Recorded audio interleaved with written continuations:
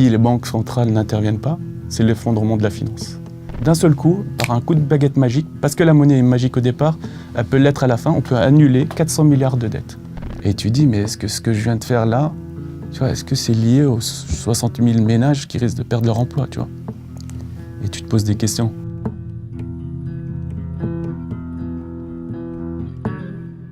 Anis Lagenève, bonjour. Bonjour. Est-ce que vous pouvez vous présenter?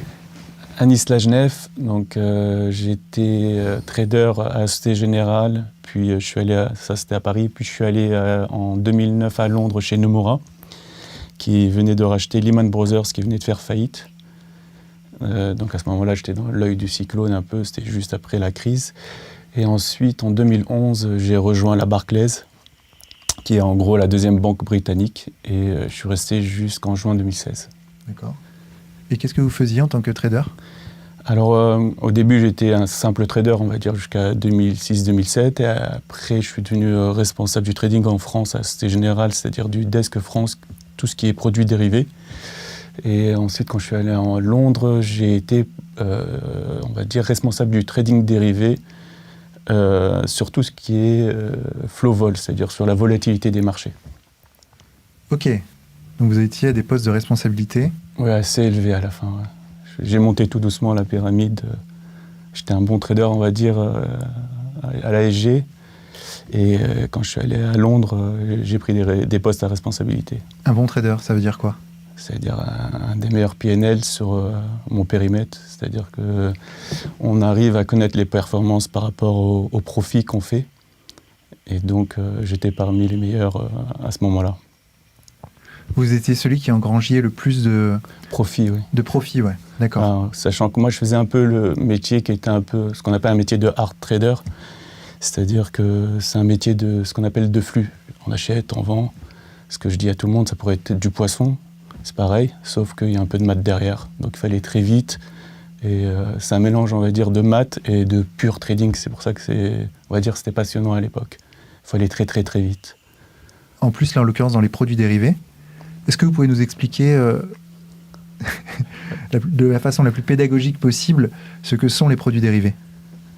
Ah bah, ça, c'est une large question. Mais pour faire simple, ce qui est dur à comprendre dans le monde normal, c'est que, par exemple, si je me promène dans la rue et que une voiture ne me plaît pas, je ne peux pas dire « Ah, elle ne me plaît pas, cette voiture à ce prix-là, je la vends ».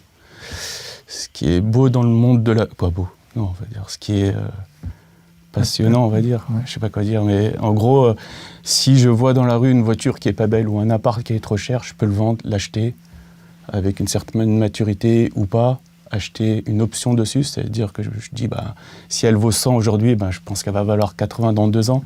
J'ai envie d'acheter l'option de la vendre à 90 dans 1 an. Et en fait, on peut faire toutes ces choses-là, un peu compliquées. Et en gros, acheter, pour faire simple, des assurances sur des actions. C'est ce que je faisais exactement. Ce qu'on appelle des puts, ce sont des assurances, ou des calls, c'est-à-dire des options d'achat. Mais derrière, il y a beaucoup de calculs. Et ce qu'on fait, en fait, en réalité, c'est que... c'est pour ça que ça s'appelle des produits dérivés, on traite des dérivés. C'est-à-dire que si le marché dépend de tel et tel et tel et tel paramètre, eh ben, ce qu'on fait, c'est que synthétiquement, on achète ou on vend tel et tel et tel et tel paramètre qui ne veulent rien dire dans la vie réelle. Le principal paramètre, par exemple, c'est la volatilité. Est-ce qu'on pense que le marché va bouger ou pas bouger? Et on fait notre argent sur ça. Et derrière, il y a des vrais clients, c'est-à-dire tout ce qu'on appelle les fonds spéculatifs, les fonds de retraite, etc., qui ont, eux, peut-être plus une réalité physique à couvrir ou à jouer. Mais nous, derrière, ça reste que des maths. Vous gagnez de l'argent sur du virtuel pur? On peut dire du virtuel. Des anticipations, des potentialités. Voilà, derrière, il y a des vraies entreprises, il y a des vrais investisseurs, ça peut être des fonds de retraite, des fonds spéculatifs, etc. Mais nous, en tant que tels, on retravaille le produit pour que ça soit juste des dérivés mathématiques, c'est-à-dire qu'on traite juste des paramètres. Et on a ce qu'on appelle une sensibilité à chaque paramètre, Si un paramètre monte, on fait de l'argent. Si celui-là baisse, on en perd, etc. Mais faire de l'argent, justement, comment on peut faire de l'argent sur des paramètres mathématiques ? Parce que derrière, c'est la complexité de la finance, en fait. La finance, au départ, c'était j'achète ou je vends du crédit avec intérêt. Et petit à petit, au fil du temps, ça s'est complexifié. Et on va dire dans les années 70-80, il y a une grande école française de tout ce qui est produits dérivés. Et donc il y a énormément d'ingénieurs français qui sont allés vers ces produits dérivés et vers ce marché-là et qui sont devenus quasiment les numéros 1 dans le monde jusqu'à, on va dire, les années 2010. Et j'étais dans la banque qui a été la banque phare dans ces produits dérivés, qui est la Société Générale. Donc on a énormément de polytechniciens, de mines Paris, etc., d'ingénieurs qui viennent et de docteurs en mathématiques qui ont justement mis en place tous ces produits-là qui sont apparus et qui sont accélérés, c'est-à-dire leur utilisation à la fin des milieu des années 70, quand il y a eu la fin des accords de Bretton Woods. En fait, quand le dollar n'était plus adossé à l'or, les devises ont commencé à fluctuer entre elles, et aussi les matières premières. Donc les gens, au départ, avaient vraiment besoin de se couvrir pour tout ce qui est commerce international. Mais ça a ouvert un peu la boîte de Pandore à de plus en plus de produits dérivés qui sont allés vers les actions. Et donc la Société Générale, qui est allée dans ce domaine-là à la fin des années 80, début des années 90, qui a été pionnière, a fait énormément d'argent dans ce domaine-là. Elle a été suivie de près après par BNP, Crédit Lyonnais, etc., toutes les autres banques. Et ça s'est complexifié de plus en plus. Et à la fin, c'est ça qui est hallucinant, c'est qu'on traite des choses qui sont complètement déconnectées du monde. Par exemple, l'indice le plus traité dans le monde, c'est le VIX. Et le VIX, c'est quoi ? C'est ce qu'on appelle l'indice de la peur. C'est pas un indice qui repose sur des sociétés réelles qui traitent en bourse. C'est un indice qui repose sur la volatilité de l'indice américain, qui est le S&P. C'est-à-dire que constamment, les gens vont jouer, est-ce que le marché va bouger ou pas bouger ? Voilà, c'est ça. Et si on fait la bonne anticipation, on gagne de l'argent ? Ah oui, là, au moment du Covid, il y a un trader, par exemple, qui a fait quasiment 2,5 milliards. Ouais. De quoi ? De dollars ? Ouais, de dollars. Parce qu'il a anticipé que les marchés allaient bouger énormément. Alors on ne sait pas, est-ce qu'il couvrait son fonds spéculatif ou c'était vraiment des positions à lui seul, mais lui, en tout cas, a fait 2,5 milliards. Alors ce qu'on appelle tout ce qui est trader tail risk, c'est-à-dire qu'il joue vraiment, Nassim Taleb, je crois aussi, il est spécialiste dans ça, c'est des gens qui jouent vachement les mouvements excessifs dans les périodes de stress et de risque. Et c'est ce qui s'est passé en mars, il y a énormément de gens qui ont fait de l'argent là-dessus. Alors il y a des gens qui ont fait de l'argent et des gens qui ont perdu. Voilà, il y a des gens qui ont perdu, et dans ces gens qui ont perdu, et elles étaient très très mal à ce moment-là, il y a eu les banques, et les banques commerciales. Elles ont eu de la chance, parce que ça fait à peu près, aux US, ça fait à peu près 10 ans, et en Europe, ça fait depuis 2015 officiellement, mais ça a commencé avant. À chaque fois que ça se passe mal et que l'économie va mal, en fait, il y a les banques centrales qui interviennent et qui calment les marchés et qui font en sorte que les banques peuvent, d'une certaine façon, si on est mauvaise langue, on dit éponger leurs pertes, pardon. Et si on veut être plus sympa, on va dire ça les aide à ne pas perdre de l'argent parce que les marchés remontent, les risques retombent et donc ça leur permet de survivre. Mais là, en l'occurrence, on est dans une situation particulière parce que le risque est incertain aujourd'hui avec le Covid. Il l'était avant, en fait, et c'est ça qui est incroyable, c'est que la finance, tout ce que je raconte depuis tout à l'heure, ça repose sur des modèles. Alors les modèles essayent un peu de modéliser, c'est le mot, le risque futur, mais c'est des modèles imparfaits. Et ce que voient très mal les modèles, c'est justement les situations de mouvements brutaux. C'est-à-dire que ça, quelque chose qui est imprévu, qui est quasiment de l'ordre de ce qu'on va dire de la rupture, ce qui est le cas avec le Covid, ça, les modèles n'arrivent pas très bien à le voir. Et ça peut faire des mouvements qui s'accélèrent et qui se génèrent les uns les autres. C'est pour ça qu'on est dans une cycle de baisse.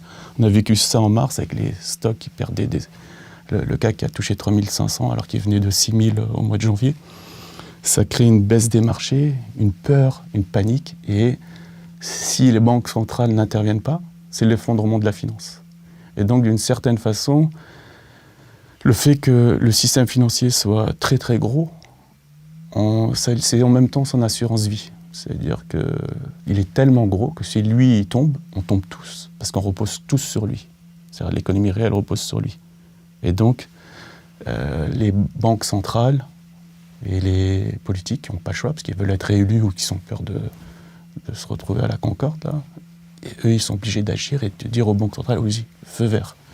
Vous pouvez imprimer autant que vous voulez, racheter, en fait c'est un peu technique, mais ils injectent la monnaie dans les marchés financiers en soi-disant rachetant des dettes de multinationales et des dettes publiques. C'est-à-dire qu'ils rachètent la dette à des détenteurs privés. Mais en fait, ce qu'ils font, c'est d'une certaine manière, ils le savent, limiter le risque. C'est-à-dire qu'ils savent que l'argent qui va être créé va être utilisé derrière pour éteindre l'incendie. Donc en gros, on a des gens qui font de la spéculation de très haut niveau et qui gagnent des milliards grâce à ça. Quand ça se passe bien. Et qui savent que de toute façon, ils seront sauvés si ça ne se passe pas bien. Oui, ils sont obligatoirement, c'est comme ça depuis 2008. C'est-à-dire que le système financier a voulu dire, attendez, en 2008, ils se sont dit, si il y a une immunité à chaque fois, le risque n'existe plus et le capitalisme tombe. Parce que le capitalisme justifie le profit grâce justement au risque. Ouais. Mais il n'y a plus de risque. Parce qu'ils ont voulu faire tomber une banque, Lehman Brothers, et on a vu que c'était le cataclysme. Et donc ils ont appris, ils ont dit, on ne va plus faire ça. À chaque fois qu'il y a une crise, à peine le marché baisse, c'est fini. Les banques interviennent et elles jouent les pompiers. C'est-à-dire qu'elles impriment de l'argent, elles l'injectent dans les marchés financiers. Et ça, c'est un peu technique, si tu veux, on pourra l'expliquer plus tard, mais d'une certaine façon, ça agit vraiment comme un réducteur de risque partout. Comment on appelle ça ? Ça se répercute, voilà, il y a une répercussion, et, comme une vague qui part des marchés obligataires, marché de la dette, et qui petit à petit, va jusqu'aux actions et jusqu'au marché de dérivés, etc. Et cet argent qui est créé par les banques centrales, il sort d'où ? Un ordinateur. C'est juste un coup d'index sur un ordinateur. C'est-à-dire qu'eux ils ont des bilans, et avec une taille de bilan qui est décidée. Et après, s'il faut augmenter le bilan, on va toucher à une touche. Ils vont dire, ils ont commencé on ne dépasse pas les 800 milliards. Puis ils sont passés à 1000 milliards, 1200, 2000. Après, avant la crise du Covid, on était déjà à 4005. C'était fou à l'époque. Parce que c'était assez stable, la monnaie centrale. C'est-à-dire qu'il y a deux façons de créer de la monnaie. Soit c'est la banque centrale, soit c'est les banques commerciales. Les banques centrales étaient dans ce qu'on appelle la légende des marchés libres. C'est-à-dire que le marché est efficient, il sait injecter et créer l'argent là où il le faut. Et ça, c'était plutôt le crédit commercial. Mais ça s'avérait être une fable en 2008 parce qu'ils ont créé tellement d'argent qu'ils ont prêté à des gens, ça a commencé aux US, mais ça s'est répandu en Europe, qu'ils ont prêté à des gens pour acheter de l'immobilier, etc.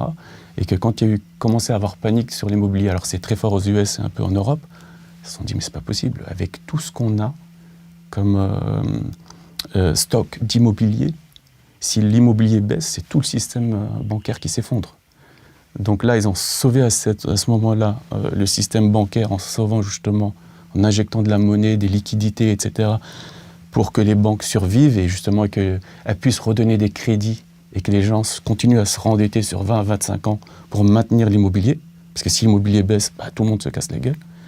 Et derrière, ce qu'elles ont fait aussi, pour plus que les marchés soient volatiles et que la Grèce emprunte à 25%, le Portugal à 10-12%, etc., ce qu'ils ont fait, ils ont injecté de la monnaie centrale, de la banque centrale, directement dans les marchés financiers. C'est le marché de la dette. C'est le marché de l'occasion de la dette. Et donc, qu'est-ce qu'elle fait ? La banque centrale, elle appuie sur un bouton, elle dit, on va imprimer. Et elle va dire à chaque banque centrale, selon son poids dans la BCE, allez-y, occupez-vous de votre État et de vos multinationales, depuis le 2017, ça pour les multinationales, et depuis 2015 pour les États, allez-y, achetez de la dette, injectez de la monnaie. Et une fois que ceux qui vendent leur dette se retrouvent, je vais dire vulgairement, avec de la fraîche, parce que c'est exactement ça. Hein, pour moi, c'est quasiment un business qui ressemble à celui des dealers. Ils se retrouvent avec la fraîche, ils ne savent pas quoi en faire. Ils ne veulent plus l'investir dans le marché de la dette parce que les taux d'intérêt ne valent plus rien à cause de la Banque centrale, du fait de son action. Et ils vont vers les marchés actions. Ils se disent, moi, l'État français va me donner du négatif, je vais en faire quoi? Ou l'Allemagne va me donner du 0,8 sur 10 ans, ça ne me rapporte rien. Par contre, tel stock paye encore 2 à 3% de dividendes par an. Donc je préfère aller investir là-bas. Et qu'est-ce que ça fait? Ça fait monter le prix des actions. Et les plus malins, c'est ceux qui étaient mes clients en fait. Eux, ils disaient, mais tout ça, là, 2-3%, moi ça ne m'intéresse pas, je veux faire du 10%, du 8-10%. Qu'est-ce qu'ils font? Ils vendent ce qu'on appelle les assurances dont on a parlé au début, que je n'ai pas très bien expliqué, mais en gros, ils vendent de la volatilité ou des produits dérivés très compliqués, un peu complexes, parce qu'on est les rois de la complexité, et surtout les banques françaises, même si maintenant toutes les banques américaines et anglaises sont mises à niveau et nous ont même dépassés, ils vendent ce qu'on va dire, ce qu'on appelle du carry, c'est-à-dire de la volatilité. Et c'est quoi la volatilité? Est-ce que le marché va bouger ou pas? Eux, ils font le pari que le marché ne bougera pas. Et ça leur apporte de l'argent. Que le marché bougera pas? Ça, c'est en général. Pourquoi? Parce qu'ils ont des actions. Et face à ces actions, ils veulent toucher les dividendes. Mais en plus, parce qu'ils savent qu'il y a la Banque centrale derrière, ils vendent de la volatilité. C'est-à-dire que s'il ne se passe rien, à chaque fois, ils touchent un peu, ils touchent un peu, ils touchent un peu. Et s'il se passe quelque chose, il y a la Banque centrale qui va agir. Donc, ils vont avoir peur pendant une semaine ou deux, mais ça reviendra. Donc c'est un casino qui assure les pertes, qui paye quand on perd. Alors, c'est ce que j'essaie d'expliquer sur mon Twitter, parce que nous, on est habitués à ça. Moi, je ne fais pas de différence entre l'argent et le risque. Et ça, c'est très compliqué à comprendre pour le commun des mortels. Et c'est sur ça que joue la finance. L'État, bien sûr, il doit comprendre. Je ne sais pas si tu es ministre de l'économie, je sais qu'il ne sait pas c'est quoi un hectare, le gars, mais je pense qu'il a des gars un peu smart qui lui expliquent ce qui se passe. Je parle de Bruno Le Maire. En réalité, par exemple, on va prendre le cas de Renault. L'État, il est actionnaire de Renault, il veut sauver les emplois, il veut sauver l'industrie, c'est très très bien. Mais qu'est-ce qui se passait avant, en fait, quand une boîte allait mal? C'était les actionnaires. C'est ce qu'on a tous appris à l'école. Moi, je n'ai pas fait beaucoup d'économie à l'école, mais le peu que j'ai fait, j'ai appris ça. C'est-à-dire que, par contre, je l'ai vécu après pour de vrai. Hein. Et 2008, 2007, tout le temps. Quand une boîte va mal, elle fait ce qu'on appelle une augmentation de capital.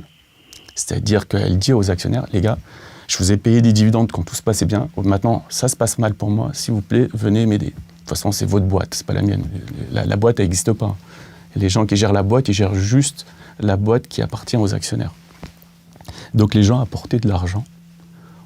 Et pour les inciter à apporter cet argent, ils faisaient en sorte que le cours des nouvelles actions était très très bas.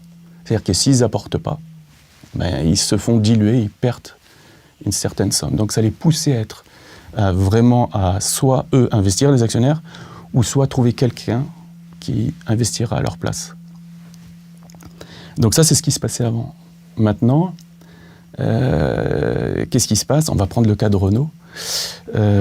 Donc, quand tout se passe bien, ils ont touché des dividendes de malade, le stock est monté, etc. Donc, tout se passait bien. Ils faisaient quasiment du 5-6% par an, alors qu'ils empruntent l'argent à du 1%, voire du 0%, sans parler de l'effet de levier. L'effet de levier, c'est pour multiplier encore tout ça, tous ces effets-là. Là, c'est l'État qui est arrivé. Il a dit, je vais garantir le prêt. Pour moi, ma part à moi, mais aussi pour les actionnaires.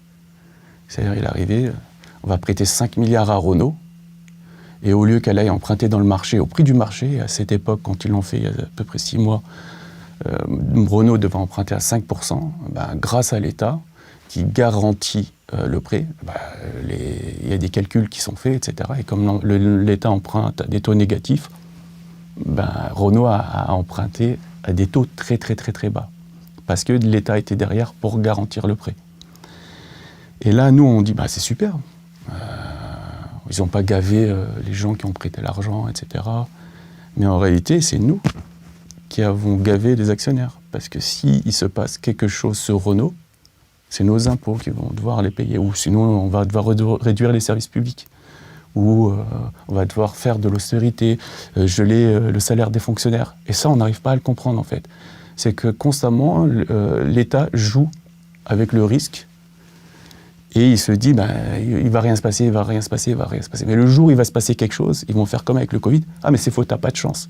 Personne n'avait vu le Covid venir. Mais quand on discute avec des gens qui sont dans la finance, beaucoup de gens, beaucoup ont vu la crise de février arriver. En fait, le Covid, c'est juste une aiguille. Il y avait la bulle de la dette, elle était déjà là. La bulle des marchés était déjà là. La bulle des dérivés était déjà là.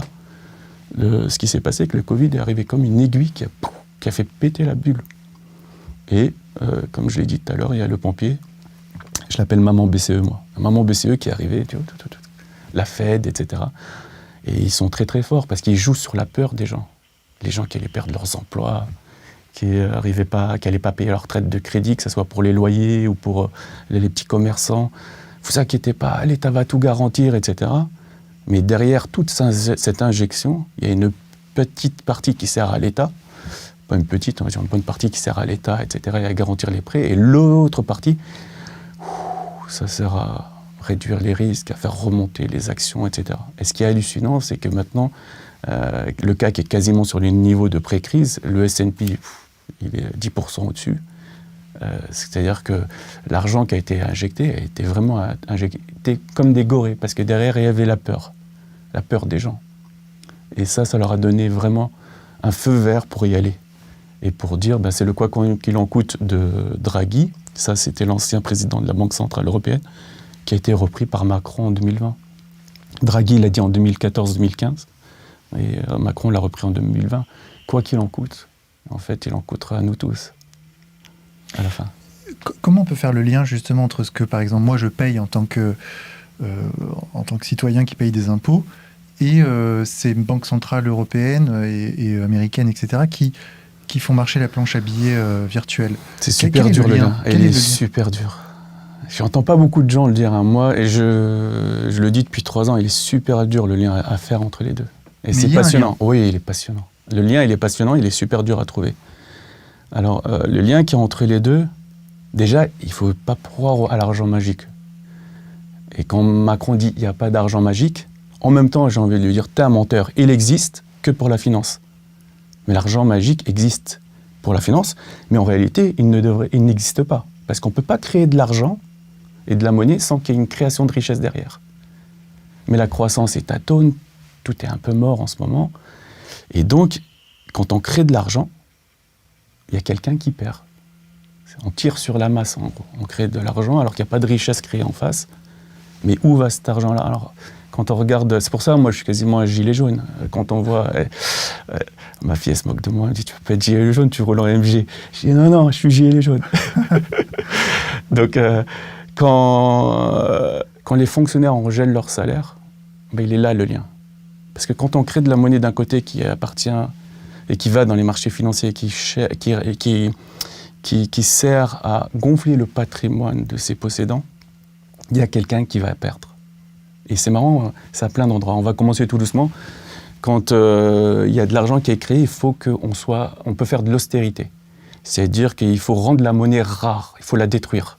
Normalement, dans une économie normale, que je n'accepte pas, moi, personnellement, mais qui est fondée sur le crédit, on détruit la monnaie quand on rembourse. C'est vrai. Mais ils n'ont pas réussi à rembourser en 2008. Nous, on rembourse. Le gars qui ne paye pas son crédit immobilier, je pense qu'en 6 mois, il est dehors. On est tous là, on a peur. Peur de pas. Mais eux, non. Eux, ils n'arrivaient pas à rembourser en 2008, en 2010. Personne n'y arrivait. Même les États, à un moment, qui ont sauvé la finance, ils se sont retrouvés attaqués par la finance. Ce qu'on appelle la crise de la dette souveraine. Et à un moment, même les États, ils suffoquaient. La Grèce, le Portugal, l'Espagne, l'Irlande. C'est-à-dire qu'ils ont été attaqués par ceux-là même qu'on a sauvés. Attaqués, c'est-à-dire ? En fait, ils attaquent leur dette. C'est-à-dire que tous les États, en gros, ont sauvé leur banque, ont sauvé la finance, parce qu'elle allait s'effondrer. Mais eux, ils savent qu'ils ont été aidés. Ils spéculent contre leur État, ouais. Contre les États. Des États qui les ont aidés. Ouais. C'est pour et ça ils que font de l'argent sur... Beaucoup. C'est pour ça que moi, j'étais dégoûté à ce moment-là. Très dégoûté. Ah ouais. Moi, c'était... là, je comprends... Avant, je t'ai dit, moi, je m'en foutais. J'étais un petit trader, je voulais Pour moi, c'était des maths, etc. Je faisais pas trop la connexion avec la vraie vie, tu vois. Ouais, c'était des maths, j'avais des clients, j'achetais, je vendais, etc. Mais après, quand je commençais à dire un peu mûrir et comprendre un peu ce qui se passe et prendre de la hauteur, là, je commençais à me poser vraiment des questions de morale, mais j'étais peut-être le seul. Hein. Personne. Tu sais, des fois, tu es dans un repas et tu demandes, mais est-ce que Dieu existe ? T'es le mec le plus relou du repas. Là, tu dis à des gens, mais est-ce que ce qu'on fait est bien ? À quoi ça sert ? Voilà, tu leur mets le cafard, les gars. Là, ils changent tout de suite de sujet. Parce qu'ils ne se posent même pas la question. Alors, ils te diront toujours ce que j'entends à la télé. Des fois, j'ai envie de rentrer dedans la télé. Tous ces économistes là, qui sont du sérail, qui te disent mais non, c'est la liquidité, c'est le marché, l'efficience des marchés, la main du marché, etc. Quasiment un discours religieux, tu vois, pour que tu y crois. Mais on n'y croit pas, moi j'y crois pas. Parce que j'ai vu de mes propres yeux, ceux qu'on a sauvés, et d'ailleurs les hedge funds allaient tous s'effondrer, etc. À ce moment-là, il y en a qui faisaient de l'oseille, mais énormément qui perdaient de l'argent. Et quand on est venu sauver la finance, les banques, les multinationales, etc., quand tout allait repartir, ils ont attaqué les États. Parce que si les États sont énormément endettés pour aider toutes les banques et les multinationales, etc., comme Renault à l'époque, Peugeot, même si les banques ont remboursé rapidement, en gros, ce qui s'est passé, et c'est l'idée que je donne, c'est qu'on a eu un trou dans le PIB. C'est-à-dire que les banques, c'est comme s'ils nous avaient détruit le magasin France. OK ? Et on a mis peut-être 5-6 ans à le reconstruire. On a un manque de chiffre d'affaires, qui sont les impôts qu'on aurait pu lever ou le commerce qu'on aurait pu faire. Mais eux, ils disent, moi, je t'ai remboursé pour faire tes travaux. Ah, mais tu m'as remboursé vite fait, c'est vrai. Mais moi, j'ai eu un trou dans mon économie. Et c'est un trou à peu près entre 6 et 700 milliards. Et les banques, les États sont mis à s'endetter. Et les gens, en fait, à un moment, ont des limites de risque. Ils ne peuvent pas prêter à un État jusqu'à l'infini si la monnaie commence à manquer. Donc, ce qui s'est passé, les taux d'intérêt des États sont montés, surtout ceux des pays périphériques. Alors, c'est les pays du Sud, tout ce qui est Portugal, Espagne, Italie, ont commencé à souffrir, eux, à avoir des taux qui sont montés à 6, 7, 8%. La Grèce était même à 2 chiffres, c'est monté même au plus haut à 20%, 20-25%.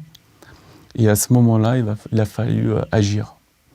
Et donc, au niveau de la France, on l'a vécu un peu plus facilement que les Grecs. Mais par exemple, tout ce qui est gel des salaires des fonctionnaires, tout ce qui est austérité, augmentation des taxes, perte du pouvoir d'achat, tout ça, c'est lié. C'est lié à ces politiques d'austérité. Et c'est ce qui a fait sortir les Gilets jaunes. En fait, c'est drôle parce qu'on parle beaucoup de complotisme, populisme, etc. Moi, franchement, j'ai appris à être humble. Parce que les mecs, ils peuvent ne rien comprendre à tout ce que je raconte, mais au moins, ils sentent ce qui se passe. Ils savent... ils sont sortis parce qu'on a augmenté la taxe d'essence de 5 centimes, mais c'est pas vrai. Ça, je pense, c'est la goutte d'eau. C'est que les gens, ils ressentent, en fait.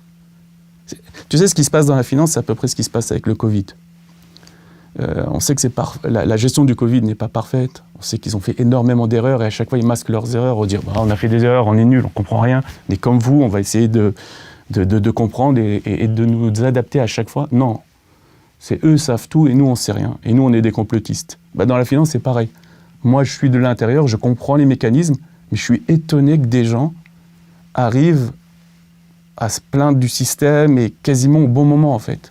Et Gilets jaunes, c'est un peu l'expression de tout ce que je raconte là. Parce qu'eux, ils l'ont vécu concrètement, tout ce que je raconte. Ils ont vraiment vu que petit à petit, la vie devenait un peu plus dure, quoi. C'est-à-dire qu'on doit donner plus de notre temps à payer des taxes et des impôts. Et il y a un petit ras-le-bol, et tout ça pour avoir moins de services publics. Et à quoi ça sert tout ça, en fait ? Ça sert à créer de la rareté de la monnaie. Et à cause de qui c'est arrivé ? À cause de la finance. Et quand tu vois au même moment, les bonus qu'il y avait dans la finance, ils ont été un petit peu moins bien que 2008, mais c'était des baisses de 5-10%. Moi, je l'ai dit officiellement combien je touche. Tu vois, je touche beaucoup d'argent. Je ne sais pas si ça vaut le coup de le dire là, mais... Si, pour qu'on se fasse une idée. Beaucoup. Mais jusqu'en 2016, on va dire au-dessus de 100 000 euros par mois. Par mois? Ouais. Encore maintenant, là? Non, là j'ai arrêté, ça fait depuis 2016. Mais moi je suis un peu un cas spécial. Hein. C'est que j'étais un peu, on va dire, orthogonal à tout le monde. Ce que ça s'appelle orthogonal, c'est-à-dire je suivais pas le troupeau. J'étais le mouton noir et c'est un peu ce qu'ils aimaient aussi. Quelqu'un qui réfléchit pas dans la matrice, quoi, avec tout le monde. Et en même temps, ça m'a permis aussi de gagner beaucoup d'argent. Alors, donc un trader peut gagner 100 000, voire plus, par mois? Pas tout le monde, hein. Je pense que, on va dire... Là, il y a des chiffres officiels. Il y a une banque française, même deux banques françaises, les deux plus grosses, ont donné des chiffres pour 2019. À peu près, la plus grande banque française, pour 1400 employés, a payé quasiment 950 millions d'euros. C'est-à-dire quasiment, en moyenne, 600-700 000 euros par personne. C'est-à-dire 60 000 euros par mois. Ok. Pour 1400 personnes. Pour leur pool de traders. Voilà. Et après ça n'inclut pas tous les frais, c'est-à-dire pour ceux qui sont vendeurs, les restos, avec leurs clients, dans les restos 3 étoiles, etc. Tous les frais, tout. C'est-à-dire tout le confort qu'il y a derrière. Et votre boulot, c'était de faire gagner de l'argent à vos clients, qui étaient eux-mêmes clients de votre banque? Exactement, ouais. Alors nous, les banquiers, un peu comme ce que je faisais dans la finance, on va dire, c'est la D1. C'est pas la Champions League. La Champions League, on va dire, c'est vraiment les fonds spéculatifs. Et eux, ça peut aller, par exemple, aux US, ça peut aller jusqu'à 1600 millions par an de dollars. Comment ça? Il y en a un, il a gagné, je crois que c'est en 2018, 1,6 milliard de dollars sur l'année. Mais non. Vous aimez cette vidéo? Sachez que sa production ne dépend que de vous. Cliquez sur le lien qui apparaît maintenant en haut de l'écran pour rejoindre les contributeurs du Média pour tous qui rendent possible la production de cette information totalement indépendante. Je compte sur chacun de vous. Et BlackRock d'ailleurs dans tout ça? Alors, ils sont BlackRock décriés. Enfin, c'est un peu l'archétype de l'instance financière, des fonds vautours, etc. En fait, alors je sais que les Gilets jaunes parlent souvent, par exemple, de la loi 73. Oui. BlackRock, ça me rappelle un peu la même chose. BlackRock, il est dans la matrice, c'est un gros gars, mais c'est tellement vaste, il y a tellement de gens. C'est-à-dire que si on focalise sur lui, c'est bien, mais il n'y a pas que lui, il y a tout le monde. C'est que la finance, en fait, c'est ce que je dis. Moi, je tape sur la finance et 2 secondes après, je vais manger avec mes potes qui sont toujours dans la finance, parce que j'habite dans un quartier où il n'y a que des Français et ils sont tous dans la finance. C'est mes anciens collègues. Mais ils sont tous sympas, en fait, un peu, quoi, tu vois. Oui, bien sûr. Tu vois, donc tu les prends personnellement, j'irais leur dire, ah, t'as été trop fort, là. Hein. Quand, tu vois, des fois, ils lisent ce que j'écris. Mais en fait, je me dis, mais c'est qui est responsable? En fait, la responsabilité est diluée. Mais je pense qu'il y en a qui sont plus responsables que d'autres. Qui? Déjà, plus tu montes dans le grade, dans les grades et dans l'échelle, moi, j'ai pas pu tenir, par exemple. Je suis monté à un niveau, je savais que c'était ma fin. Pourquoi? Parce que je suis monté d'un niveau où j'étais responsable d'une petite équipe à un niveau où on m'a dit, tu vas un peu participer à ce qu'on appelle le board de la salle de marché, et donc le comité. Et donc, je recevais des emails avec tout ce qui gagnait les autres et comment et pourquoi. Et il y a des choses qui m'ont dérangé. Tu vois, parce que moi, je connaissais mon activité que je trouve à peu près propre. Tu vois, à peu près. Il y a d'autres activités que je trouve moins propres, tu vois. Genre vous spéculiez sur quoi? Non, nous, on ne spécule pas vraiment, en fait. Nous, moi, je suis ce qu'on appelle un desk de flow. C'est du flux, c'est-à-dire qu'on a des clients. C'est eux, les spéculateurs. Tu peux dire, si tu veux aller loin, qu'on fait du recel de spéculation. Voilà. C'est-à-dire que nous, on aide, au nom de la banque, on aide d'autres gens qui spéculent ou pas, on n'en sait rien. C'est-à-dire que, est-ce qu'ils couvrent des positions qu'ils ont ou est-ce qu'ils sont plutôt agressifs et ils font des paris. Et en fait, on va dire, c'est moite-moite, quoi.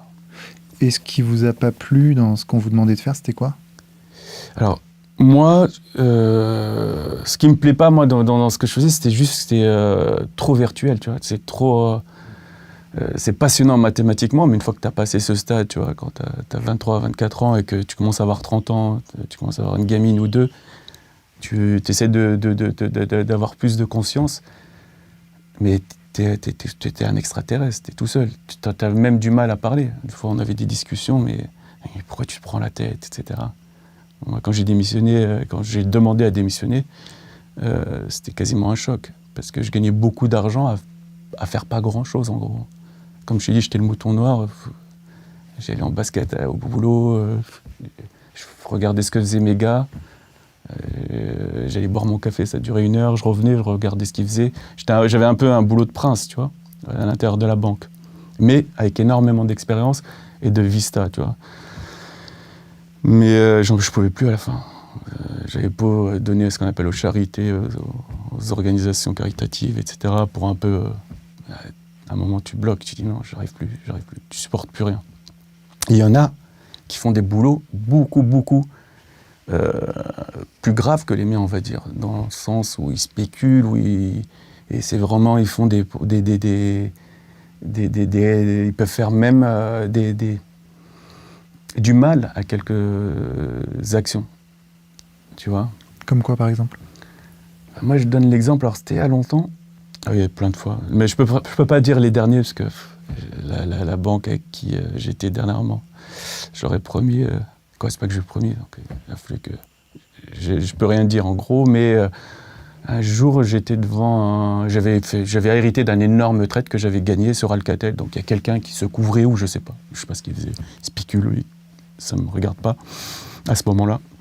Donc moi j'ai hérité de ce gros trade qui faisait pas mal d'argent, mais j'étais très très gros sur Alcatel. Et en gros, j'étais tellement gros que je faisais au nom de la Société Générale pour le compte du client, mais qui lui, il est plus... tu vois, lui, il a sa partie à lui. Maintenant, c'est à moi, Société Générale, je suis responsable de ma partie et de ce qu'on appelle couvrir. Par moment, tu couvres tellement fort une action que tu la fais baisser. Et moi, donc, ça, je l'ai bien couverte aujourd'hui, j'étais très content. Et là, je vois... je ne me rappelle plus du chiffre, mais un énorme chiffre, genre 60 000 postes en risque chez Alcatel, etc. Le stock fait que de baisser. Et je me dis, mais est-ce que c'est lié, en fait, cette news, à ce que je suis en train de faire ou pas? Et ça peut être lié, parce que, tu vois, quand il y a des mouvements baissiers sur un stock qui sont accentués par des produits dérivés, d'une certaine façon, c'est un peu lié, tu vois. Et tu dis, mais est-ce que ce que je viens de faire là, qui est juste une couverture de ce que je te disais tout à l'heure d'un risque mathématique, tu vois, est-ce que c'est lié aux 60 000 ménages qui risquent de perdre leur emploi, tu vois? Et tu te poses des questions. Après, tu poses la question au gars, personne ne te répond. C'est pas ton rôle, en gros. Toi, il te sort tout le temps la même phrase. Toi, tu es apporteur de liquidité, tu es là pour être l'huile dans le moteur du système. Ah, t'entends ça, tu dis OK. Et tu passes à autre chose. Mais c'est ce que je te dis, après, de plus en plus, tu te poses des questions, en fait. Et personne ne se les pose, ces questions. Et on a du mal à comprendre. Moi, j'ai vraiment tout bien compris le jour où j'ai eu le temps de comprendre. C'est-à-dire le jour où j'ai arrêté. Parce qu'avant, c'était que des intuitions. Et après, tu vois, là, je dis, waouh. C'est toujours les mêmes mécanismes. Tu vois, Bernard Arnault, par exemple, on prend lui, on peut prendre Drahi.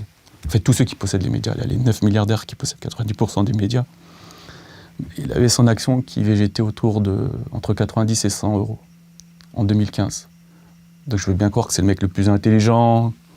Mais tu vois, déjà, c'était assez mûr à l'époque 2015 LVMH. Grâce aux injections de la BCE, tout le marché est monté, mais lui encore plus que les autres. C'est-à-dire que la BCE, en plus d'acheter les dettes publiques d'État, achète la dette privée de LVMH. Donc il s'est bavané là dans une émission il n'y a pas longtemps où il a dit oh, mais je comprends pas, c'est trop facile, moi j'y croyais pas, mais tous mes collaborateurs m'ont dit t'inquiète pas, etc. L'argent est gratuit et sera gratuit. Je leur ai dit mais non, mais vous êtes sûr, etc. Mais ils ont eu raison, mais elle est incroyable la BCE, elle a tout fait bien, on a appris du passé, etc. Mais bien sûr. Et son action est passée de 100 euros à 500. Au mois de mars, tu sais, quand je t'ai dit il y a eu le trou d'air, elle valait 240 euros son action. Elle en vaut 510 aujourd'hui. Elle a plus que doublé par rapport à mars. Si la BCE n'avait pas agi à ce moment-là, je pense que tout s'effondrait. Tu vois, on n'est pas pour l'effondrement. Hein. Je sais, moi, il y en a qui me suivent et qui sont pour l'effondrement. Moi, je ne suis pas pour l'effondrement.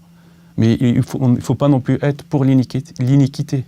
C'est-à-dire qu'on n'est pas là pour voir la richesse de Arnaud de passer de 40 milliards à 100 milliards, tu vois. C'est pas normal ça non plus. Alors que entre-temps, on a eu les gilets jaunes, on a eu toutes les manifestations de l'hôpital public, des fonctionnaires, des pompiers, des gens de l'école, etc. Les gens galèrent. Et il y en a d'autres qui arrivent à doubler, tripler leur richesse. Ça, c'est pas normal non plus. Et en fait, c'est quoi ça? C'est complètement lié à l'effet Cantillon, c'est-à-dire les milliardaires qui voient leurs actifs, leur richesse, leur patrimoine gonfler comme une montgolfière, aller au ciel. Ça pose un problème. Pourquoi? Pas le fait qu'ils soient riches, parce qu'à la fin, c'est pas important, c'est qu'un chiffre. Et un chiffre qui est placé dans quelques ordinateurs, disséminé dans quelques ordinateurs. C'est pas très important. Et c'est pas grave. Il veut s'acheter des yachts, il s'achète ce qu'il veut, on s'en fout de ça. Ce qui est très grave, c'est qu'il commence à avoir un pouvoir. Pouvoir médiatique, d'acheter des médias, et un pouvoir politique, de pouvoir placer ou de parrainer, ou ça peut se faire sur différentes formes, des hommes politiques. Et c'est ça, en fait. Ça, on n'arrive pas à le voir parce que nous, on est endormis par des économistes qui nous parlent que de chiffres constamment. On n'arrive pas à voir les trucs un peu sournois. On n'arrive pas à voir que nos dettes, publiques et privées, c'est leur richesse. Et là, il n'y a pas de chiffres quasiment. On s'en fout que notre dette ait explosé. Moi, ce qui m'importe, c'est de voir la mère isolée qui galère, qui sait qu'elle a une dette à la fin du mois et qu'elle ne va pas emprunter à moins 1%. Elle va faire du revolving à 12-13%. Elle va faire, pour acheter les affaires d'école de sa fille, elle va faire du 5-6% chez CTLM. Et ça, on ne le voit pas. Tu vois, ok, nous, on s'endette. Je sais pas, tu m'as dit que tu allais interroger des commerçants. La seule solution qu'on leur trouve à eux, c'est de s'endetter toujours plus. Tu sais, en allemand, dette se dit Schulden, c'est la culpabilité. Donc, quand tu t'endettes quelqu'un, tu lui mets d'une certaine façon la pression. Et d'une certaine manière, tu le contrôles, tu le domines, tu l'aliènes par sa dette. Et c'est ce qui est en train de se passer. C'est que la seule chose qu'a trouvé le système, c'est qu'on était en 2008, on s'est noyé sous des montagnes de dettes. Et la seule chose qu'on a trouvée, c'est de créer encore plus de dettes. Et quand ils créent des dettes pour nous, comme je te l'ai expliqué tout à l'heure, c'est par la création monétaire de la BCE. Ils nous aident à nous endetter toujours plus.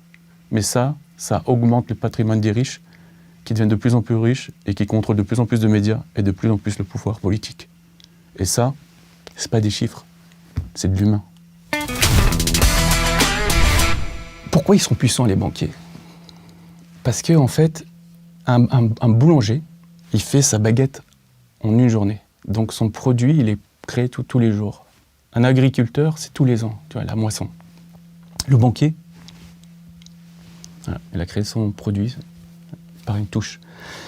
Le gars qui fait la moisson, il est dans le réel. Tu vois, il doit faire moissonner, les mettre en, je sais pas comment il fait, en sac, il doit les emmener, etc. L'autre, pour déplacer l'argent, il appuie sur une touche. Voilà. Donc lui, il a fait une distorsion, le banquier, de l'espace et du temps. Le gars peut créer son produit à la seconde et le déplacer à la seconde. Tu ne peux pas te battre contre un gars comme ça. Si tu n'as pas le contrôle sur lui, c'est lui qui a le contrôle sur toi. C'est pour ça qu'ils ont le contrôle sur nous. C'est fascinant, hein. Moi ça me fascine en fait. Je vais te dire un truc. Hein. Des fois je suis pris entre mon humanisme pour les gens ordinaires et ma fascination pour ces escrocs, je te jure. C'est puissant en fait. Mais je sais pas si, c'est ça qui est incroyable, je sais pas s'il y a vraiment quelqu'un derrière. Je pense que c'est une machine humaine. C'est la somme de milliards et de milliards d'interactions et de pensées qui ont eu lieu depuis le Moyen-Âge, tu vois. Même avant, depuis l'Antiquité. Je pense qu'on a créé un monstre, en fait, qui est le fruit de l'humanité, en fait. Le fruit des tendances opportunistes de l'homme.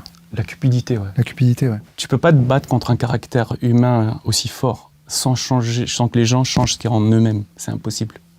Tu peux mettre les règles que tu veux, ils les détourneront.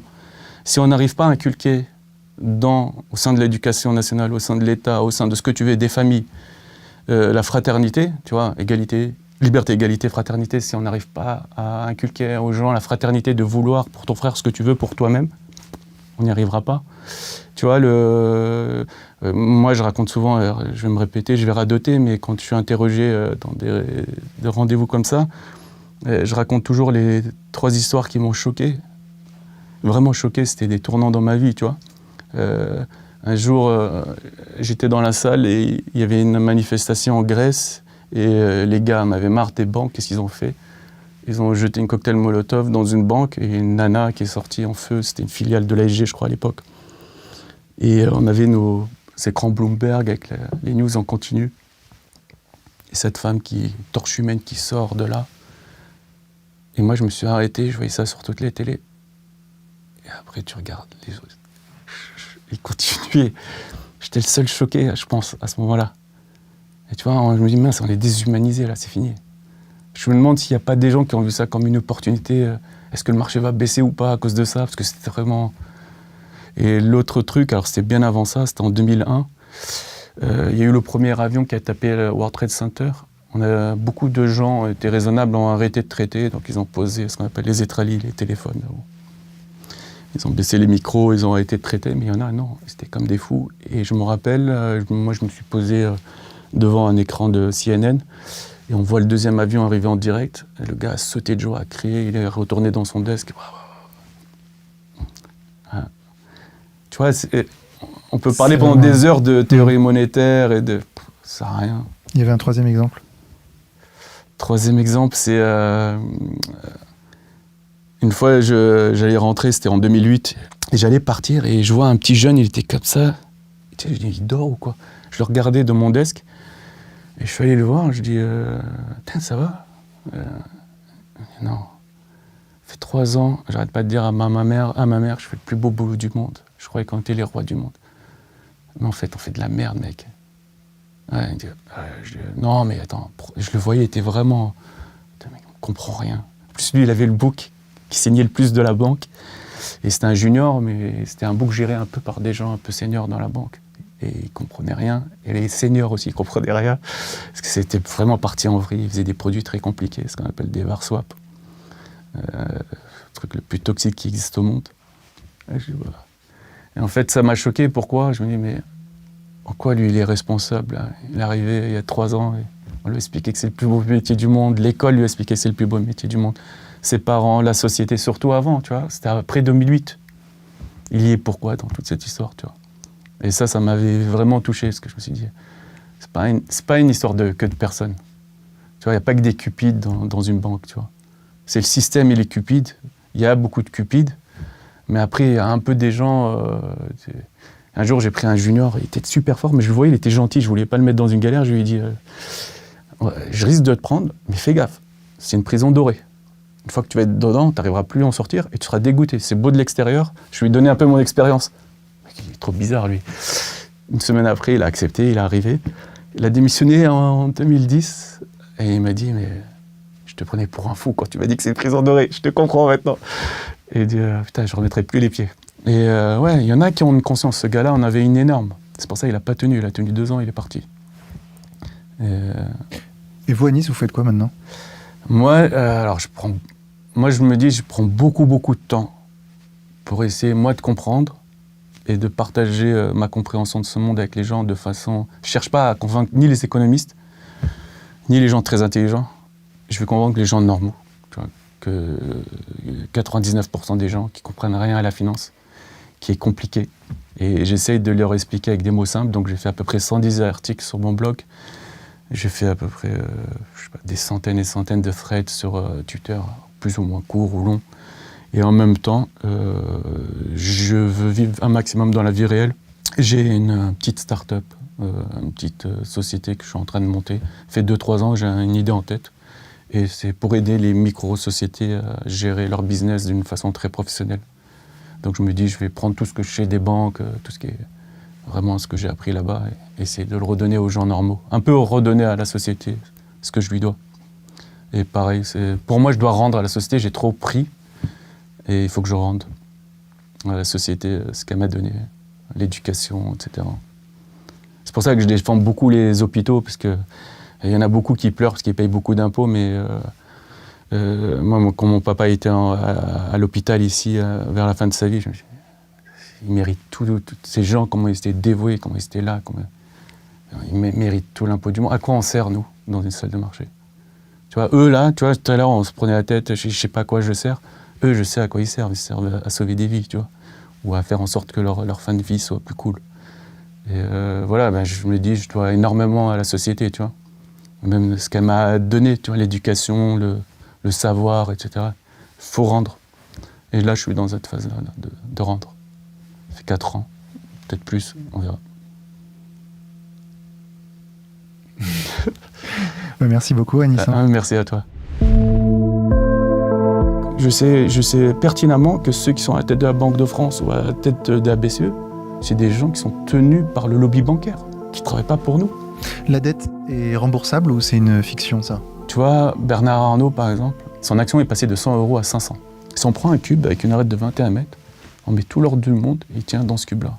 Ah ouais. C'est quasiment une surface de réparation de football, tu vois. Avec le Bitcoin, ce qu'on est en train de faire là, alors là, on va s'écarter du sujet, hein, mais ils me suivent beaucoup sur Twitter, là, ils vont me défoncer. C'est un cycle, hein, l'économie. Le dernier cycle qu'il y a eu, gros cycle, c'est la Deuxième Guerre mondiale. Voilà. Une fois que tu as tout détruit, qu'il y a eu 50 millions de morts, allez, on peut recommencer à zéro. Lui, il a tout compris. 2500 ans avant nous, il avait tout compris. Il n'y a que là que j'ai respiré. En fait, tout ça, c'est un vol du temps. Pourquoi des gens se l'accapareraient, nous le vendraient? Et si on remonte encore dans la hiérarchie, est-ce qu'il y a des gens qui savent qu'en conscience, en faisant telle ou telle action, ça va faire 100 000 chômeurs,